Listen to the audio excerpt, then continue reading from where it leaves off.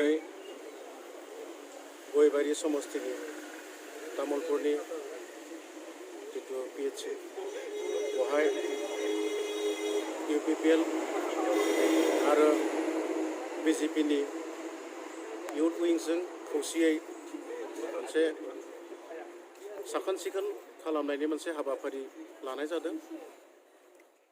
बेवहाय जोंनि गयबारि समस्थिनि मानगोनां MCLA राभा बिथाङाबो दिनैनि बे हाबाफारिखौ बेखेवबाय आरो बेवहाय मोनसे थांखि लानाय जादों जे प्रत्येक रबिबार सानखालि थिग दिनैनि बे हाबाफारि बायदियैनो फैबाय थानाय रबिबारावबो बेफोरबायदिनो साखोन सिखोन खालामनाय जा हाबाफारि बे हाबाफारिखौ लाबाय थालांगोन होननानै गयबारि समस्थिनिफ्राय थिरांथा लानाय जादों।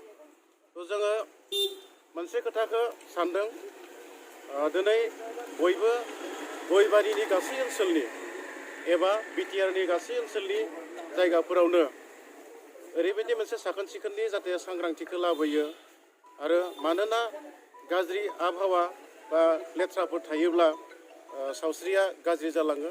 ओंखायनो जोङो दिनैनि बे हाबाफारिनि गेजेरजों बयखौबो जों खावलायनो सानो जाहाथे बयबो साफा गावनि दायित्व हिसाबै जाहाथे नैफोरबायदि साखोन सिखोन खामानिखौ मावफुंलाङो गावनि नांग्ला सेराव गाज्रि जेरैबायदि जाबोर जाला थायोब्ला बेफोरखौ जाहाथे बयबो साखोन सिखोन खालामनायाव गोख्रों दायित्व मोनसे पालन खालामो आं बेखौ खावलायनो सानदों। जोङो दिनै UPPL आरो BJP युवा मोर्चा जोङो मोननैनि बानजायनायाव साफाई अभियानखौ लादों। बे साफाई अभियानाव जों दिनै तामुलपुर जितु मेडिकेल जोंनि हेल्थ सेन्टार बेखौ जोङो साखोन सिखोन लाखिनायनि थाखाय बेबस्था लादों। बेवहाय जोङो UPPL आरो युवा मोर्चा BJP मोननैबो हान्जाया लोगो नांनानै जोङो बे साफाई अभियानखौ खालामगासिनो दङ। बे साफाई अभियाना जोंहा मोनसे सिमां दङ जे जोंनि मानगोनां BTRनि चिफ प्रमद बर' बिथाङा जे स्वच्छ भारत अभियान बेखौ स्वच्छ माने सरकार दानाय स्वच्छ बे खुंथायजों लोगोसे जायगा साखोन सिखोन लाखिनायनि थाखाय बिथाङा जोबोर मोनसे नारा-नाथा नाजादों। बेवहाय जोङो इयुथ हिसाबै जोंबो बिथांखौ 100% हेफाजाब होनो थाखाय आखायाव लादों। बेनि लेखायैनो जोंबो गासिबो BTRनि दाब जायगाफोराव जोङो बेनि साफाई अभियानखौ लानाय जादों। जों गिबियावनो जोङो तामुलपुर जितु जों डिस्ट्रिक्ट बेवहाय जों मोनब्रै ब्लक दङ दारेंगाजुलि नाग्रिजुलि आरो सुक्लाय बे मोनब्रै ब्लकआवबो जोङो UPPL आरो BJPनि बानजायनायाव जोङो साफाई अभियानखौ लानाय जादों। আজি আমাৰ তামোলপুৰ PHC ভাৰতীয় জনতা পাৰ্টি গয়বাৰী মণ্ডল যুৱ মৰ্চা আৰু UPPL ইউথৰ উদ্যোগত আমাৰ ইয়াতে স্বচ্ছ ভাৰতৰ অভিযান এটা কাৰ্যসূচী গ্ৰহণ কৰা হৈছে আৰু এই কাৰ্যসূচীটো আজি শুভাৰম্ভণি কৰা হ'ল আৰু এই কাৰ্যসূচীটো প্ৰতি দেওবাৰে আমাৰ বিভিন্ন স্থানত আমাৰ যৌথ প্ৰচেষ্টাত আমি এইটো আগবঢ়াই লৈ যাম আৰু এইটোৰ উদ্দেশ্যটো হ'ল কি যে আমাৰ ৰাইজৰ মাজত যিটো স্বচ্ছতা যিটো এটা পৰিষ্কাৰ পৰিচ্ছন্নতা যিটো এটা সজাগতা এই সজাগতাটো আমি অনাৰ এটা প্ৰচেষ্টা আৰু এই প্ৰচেষ্টাৰ জৰিয়তে আমি মানুহক বুজাবলৈ চেষ্টা কৰিছোঁ যে স্বচ্ছতা থাকিলে আমি সকলোৱে সুস্বাস্থ্যৱান হ'ম বা সুন্দৰ এটা পৰিৱেশত আমি থাকিব পাৰিম, মন সুস্থ হয়, মন ভাল হয়। গতিকে সেইকাৰণে আমি বিভিন্ন চৰকাৰী অনুষ্ঠানতে হওক বা ৰাজহুৱা অনুষ্ঠানতে হওক বা বিভিন্ন অঞ্চলত যাতে আমি স্বচ্ছতাটো বজাই ৰাখিব পাৰোঁ তাৰ কাৰণে এটা প্ৰচেষ্টা আমি আৰম্ভ কৰিছোঁ আৰু মানুহৰ মাজত এই প্ৰচেষ্টাটো আমি আগবঢ়াই লৈ যাব বিচাৰিছোঁ। ৰাইজে যাতে সেই কথাখিনি উপলব্ধি কৰি আমাৰ যিবিলাক ৰাজহুৱা অনুষ্ঠান বা আমাৰ যিবিলাক ৰাজহুৱা পৰিৱেশবিলাক আমি স্বচ্ছভাৱে বা সুন্দৰভাৱে ৰাখিব পাৰোঁ তাৰ কাৰণে প্ৰচেষ্টা এটা লোৱা হৈছে। স্বচ্ছ অভিযানটো ক'ৰলৈকে লোৱা হৈছে? আজি ইয়াতে তামোলপুৰ PHCতে গ্ৰহণ কৰা হৈছে আৰু অহা দেওবাৰে আকৌ অন্য এটা স্থানত এইটো থিৰাংকুৰিভাৱে লোৱা হ'ব। গতিকে প্ৰতিটো দেওবাৰে এই যিটো স্বচ্ছতা অভিযান, এই স্বচ্ছতা অভিযানটো বা স্বচ্ছতা কাৰ্যসূচীটো আমি আগবঢ়াই লৈ যাম।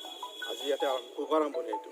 গতিকে যিটো আমি নিৰ্বাচনৰ আগত যিটো প্ৰতিশ্ৰুতি দিছিলোঁ, আমি যে পৰিৱৰ্তন, এই পৰিৱৰ্তনটো আমি সকলো ক্ষেত্ৰতে আনিব বিচাৰিছোঁ। মানুহৰ মাজতো আনিব বিচাৰিছোঁ, যাতে মানুহৰ মনত যাতে এই কথাবিলাক বাৰে বাৰে উপলব্ধি হয় আৰু বাৰে বাৰে তেওঁলোকে যাতে চিন্তা কৰিবলৈ বাধ্য হয় যে আমি স্বচ্ছ বা পৰিৱেশ আমি সুন্দৰকৈ ৰাখিব পাৰিব লাগিব। সেইটো আমি এটা প্ৰচেষ্টা আগবঢ়াইছোঁ। আমি ইয়াতে নিশ্চিতভাৱে সফল হ'ম আৰু ৰাইজে এইটো নিশ্চিতভাৱে ভালদৰে আদৰি ল'ব। আৰু 2014 চনতে এই যিটো স্বচ্ছ ভাৰত অভিযান আমাৰ প্ৰধানমন্ত্ৰী নৰেন্দ্ৰ মোদী ডাঙৰীয়া আৰম্ভ কৰিছিল আৰু সেইটো নিৰন্তৰভাৱে চলি আছে, চলি থাকিব। সেইটোকে আমি আগবঢ়াই লৈ যোৱাৰ প্ৰচেষ্টা আগবঢ়াইছোঁ।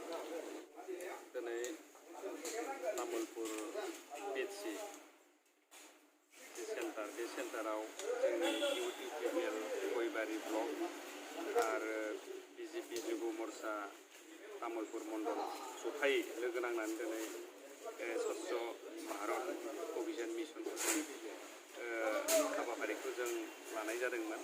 बे लेखायै जों दिनै जथायै जों दिनैनि हाबाफारिखौ मावफुंनो आखायाव लादों आरो बेबायदिनो जोङो बे हाबाफारिखौ बेखेवना होनो थाखाय तामुलपुरनि government nominated MCLA Hemanta Rabha sir बिथांखौ जों हांख्रायनानै लाबोदोंमोन।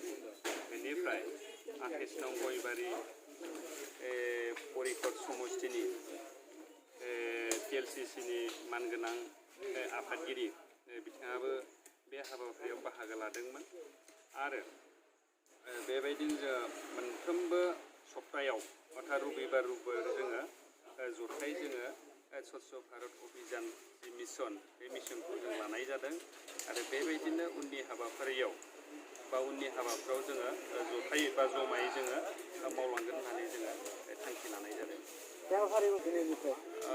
जोङो मोनफ्रोमबो एभ्रि सानडे जोङो बे हाबाफारिखौ लालांबाय थागोनखौ जों सानदों। जों एबार जोंनि बे तामुलपुर 58 नं तामुलपुर बिधानसभा समष्टिनि सिङाव मोनब्रै ब्लक इउथ दङ आरो मण्डल जुब मर्चा दङ। जोङो दिनै मेडिकेलखौ साफा खालामनो होननानै जों मोनब्रै ब्लक बा मण्डलनि जों जथायै हाबाफारि लानाय बे हाबाफारिखौ जों मावफुंनानै जों आखायाव लादों आरो नेक्स्ट सानडेयाव जोङो सावरायलायनानै जोङो एबार बे स्कुलखौ जोङो साफाय अभियान लागोन होननानै जों साननानै लानाय जादों आरो बेनि उनाव जोङो राजुवा अनुस्थान बेबायदि जायगाफ्राव जोङो सिरियेलि जोङो हाबाफारिखौ साफाय अभियाननि हाबाफारिखौ लालांगोन होननानै जों आसा फारियो। जोङो इयुथ हिसाबै दा फैबाय थानाय जे तामुलपुर बाय इलेक्सन, बे बाय इलेक्सनाव जोङो इयुथ हिसाबै जोंनि समष्टिनि जायबायदि बिजाथिया खामानि मावनो हागोन, रायजो राजानि गांनाय उखैनायखौ सुफुंनो हागोन, बेबायदि केन्डिडेटखौ जों इयुथ अर्थात लाइमोन हिसाबै जोङो हास्थायो आरो जि केन्डिडेटआनो जोंनि सेन्ट्रेल इउपिपिएलआ जायखौ सायख'नानै हरो जों बेखौनो देरहाहोनो थाखाय जोङो इयुथ हिसाबै जोङो नाजागोन आरो बिथांखौ जों देरहाहोनो थाखाय जों हर सान जों खामानि मावगोन।